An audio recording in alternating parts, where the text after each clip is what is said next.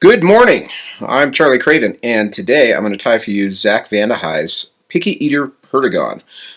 This is a fly that Zach designed, sort of contrary to the usual Euro nymph style, in that he actually wanted a fly that sunk a little slower rather than just plummeting straight to the bottom.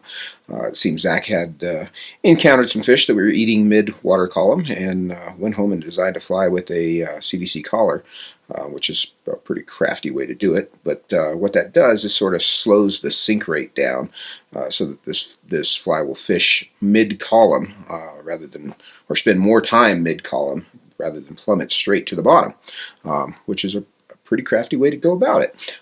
This is a cool fly. Fairly simple tie, like most of these Euro nymphs are.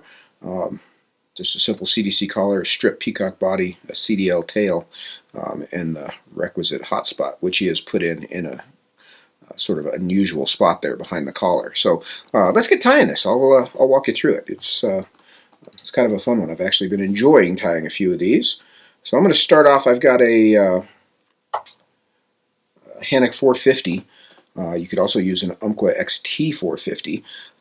And I've got a 2.5 millimeter silver tungsten bead on here. And I'm tying a size 16 here. You do want to, for mid-water column use anyway, you do want to undersize the bead slightly, so you could even go down to a 2 millimeter bead here. And Zach does say that he likes to fish this fly in a size 18 or 20 most of the time, but I'm going to tie you a little bigger one just to make it a little easier to see here on camera. So I'm going to start off, and I've got here some Magpie material 72 denier thread, and this is their olive dun color, which just matches up nicely with this olive quill. So I'm going to set my bead in place. And one of the things that I see a lot of people have trouble with is getting that bead sort of jammed up. So I'm going to show you a little trick here. So what I'm going to do is I'm going to hold my tag into my thread tight and push it right up against the back of that bead, and then just start creating my thread dam. By holding onto that tag end, that'll keep my dam from falling down, and just jam a thread dam right up against the back of that bead. And you can see how that centers that. That took, I don't know, 8 or 10 turns of thread, but a much more efficient way to do that. And from there, I'm just going to make a nice smooth thread base all the way back to the bend. One of the things I like about this Magpie thread, you can see how it's a polyester thread, but you can see how flat it lays. Really a nice flat thread, makes a nice smooth underbody on quill-bodied flies or things of that nature. And for the tail, I'm going to use some Coq De Leon Pardo. And there's Pardo comes in a billion different colors, and I always say, honestly, if I tied you 10 flies with 10 different colors, you probably wouldn't be able to tell the difference between the colors. Light, dark, medium, probably wouldn't be able to tell the difference between the colors on the finished fly. But I'm going to take 10 or 12 of these and square the tips up. Got to get them where I can see them, like so. And I'll peel that clump off the stem and just bundle that up into a little bunch. And about a shank length long or so for the tail, maybe a little shorter. I'm going to lay that in at the bend. Come forward over those butts, so we've just got a nice little clean tail there. And it's not to say that you couldn't use a different material for the tail, but that CDL is exceedingly durable, which I think is why it's so popular in competition flies, is that tail is a hard fiber and it's just not going to come off, not going to get chewed off or pulled off with your forceps when you're taking the fly out of the fish, so just a little bit more durable. Now for the body, what we're going to use is a stripped peacock quill, and these are from Fulling Mill, and these let's see if I can get a hold of one here. Find a nice thick one. There we go. And I'll show you something on these as well. You can see the butt end of this is fairly wide, and it's got a dark edge. The dark edge is on top. But down here toward the base, or toward the tip, rather, it's fairly thin. And your inclination is to tie this in by the very tip and start wrapping. The problem is that tip is so thin you're going to make 297 wraps trying to build the body. So what I want to do is cut this Really, it's about halfway up, maybe even slightly more than halfway up, like so.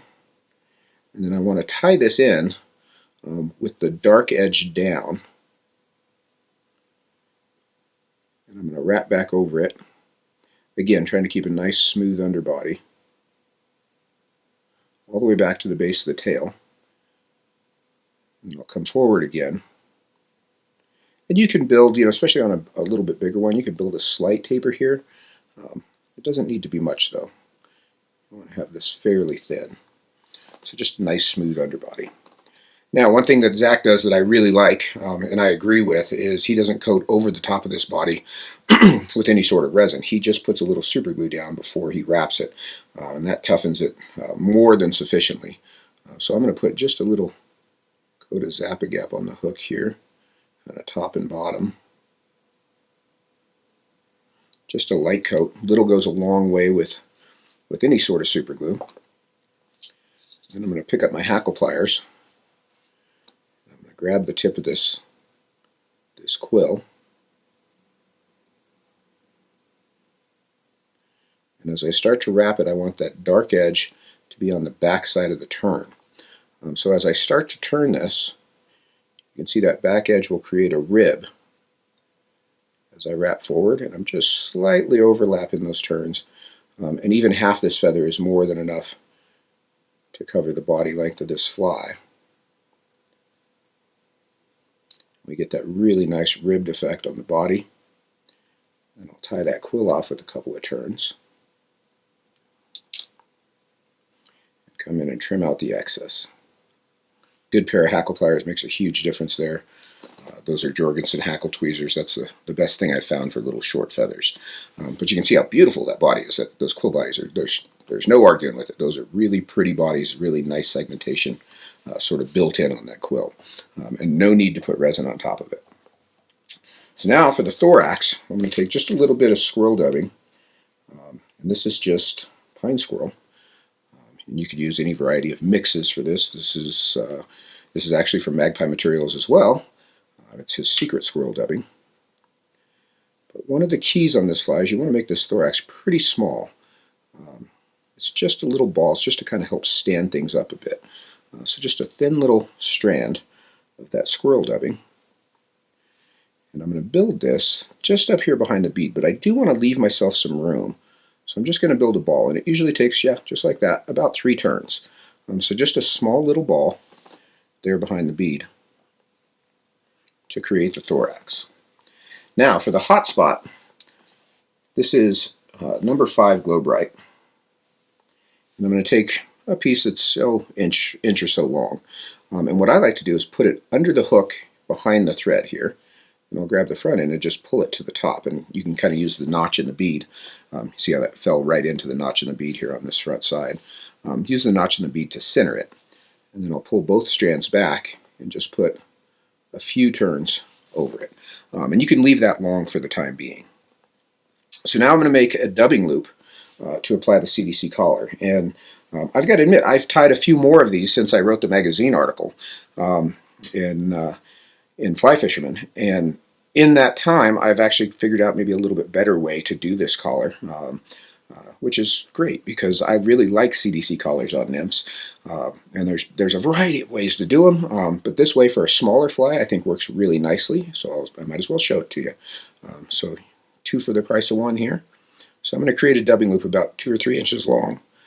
I want to close that loop off, and then I'm going to just set that back out of my way, pin it against my vise so that it doesn't turn. Now what I've got are 2 CDC feathers. These are just natural colored CDC feathers. And what I want to do here, what I had done previously, is just taking that whole feather and put it in the loop, or at least one side of it. But what I want to do here is I'm going to pull these fibers off and sort of clump them up into a bunch, like so. And you can see the ends of those are pretty ragged and uneven. Even got a butt end in there somehow. But what I'll do to these is sort of choke up on them toward the tips, and then I'm just going to use my thumbnail to break them off a little bit more square. You can see they're not perfectly even. That's just a little tuft of CDC. Now what I'm going to do is kind of spread that out again, let that flatten out in my fingers a bit, like so. And I'm going to pick up my dubbing loop. I'm going to put those fibers in the loop. And what I'm trying to measure for, if I can get these, let me slide these up a bit so you could see them a little more clearly.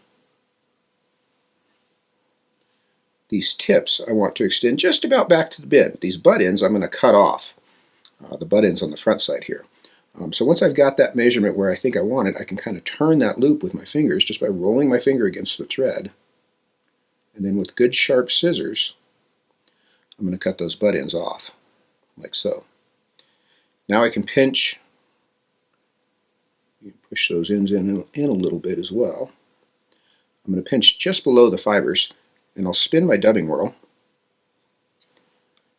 until that twist kind of pushes up through my fingers. And that'll start to create our little CDC hackle.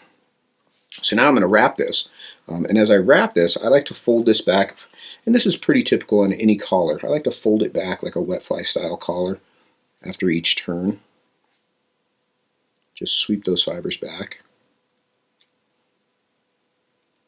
And you can see it's just a couple of turns. And I'll tie that off just behind the bead. Here's a trick. Let's see, let me get my hand out of the way. You can see these fibers that are sticking out down here. To catch those in place, if I take a turn in front of them, see how that pushed those back? So I just want to anchor those in place. Then I can come in and trim my loop out. So I've got this nice sparse CDC collar all the way around.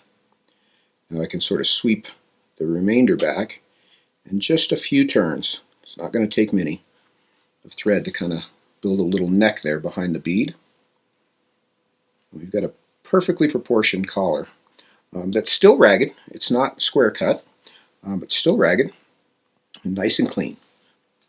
And I'm going to come in with my whip finisher, and I'm just going to whip finish here in behind the bead.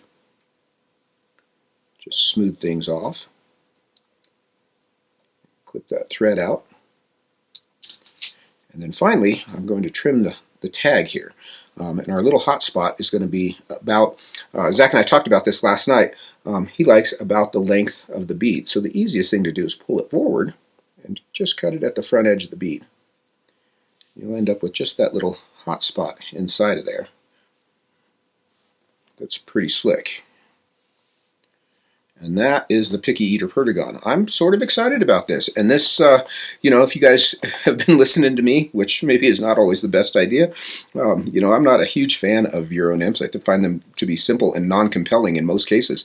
But this fly has changed that. I enjoy it. Pretty cool little fly.